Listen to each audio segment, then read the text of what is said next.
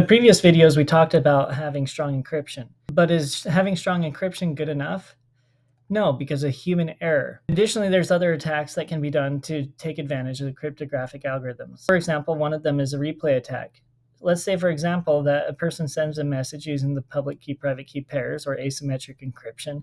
But if a hacker is able to capture that encrypted message and just send it again, it could lead to disastrous consequences. For example, if one person sent a message to change the temperature on like a thermonuclear power plant or to alter the amount of chlorine that goes into the water mitigation systems. If a hacker was able to replay that attack and have that happen again, it could lead to too much that could cause major issues in these systems. So ways to defend against this is first that you include timestamps.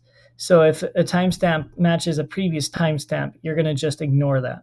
Additionally, you have sequences and nonces. So sequences are basically, you're going to look at how the messages come in, and they're going to be all numbered. And if you notice that the same number appears, you're going to deny that message. Nonces are the same thing as sequences, other than the fact that the number is randomly generated. Another reason why strong encryption may not be good enough is because cryptanalysis. Now, cryptanalysis is the study of analyzing hidden aspects of information systems to gain access to contents of encrypted messages. Essentially, it is people that are trying to reverse the encryption algorithm to gain access to something that they're not supposed to. And with modern day computing, it has forced us to reconsider what algorithms to use, as some of the algorithms that we used to rely on have become defunct.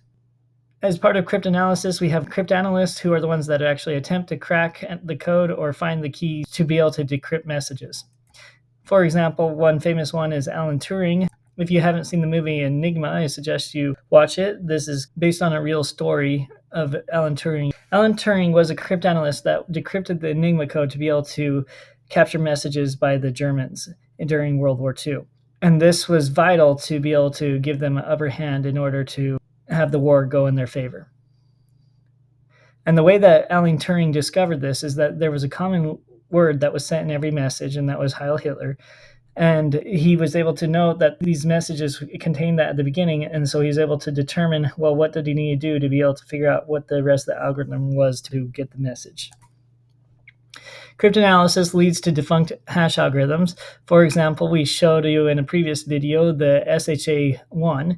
SHA-1, you have two documents that resolve to different hash values, and this would be normal behavior. However, researchers were able to prove that two documents were able to resolve to the same hash value even though they were different.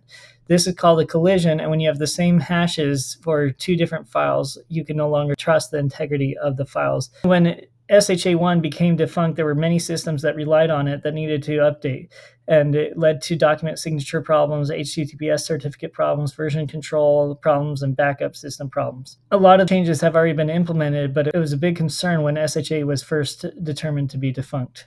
So now I want you to practice being a cryptanalyst. So to do this, open this site and do the following. Once you've completed these activities, come back to check your answers. All right, welcome back.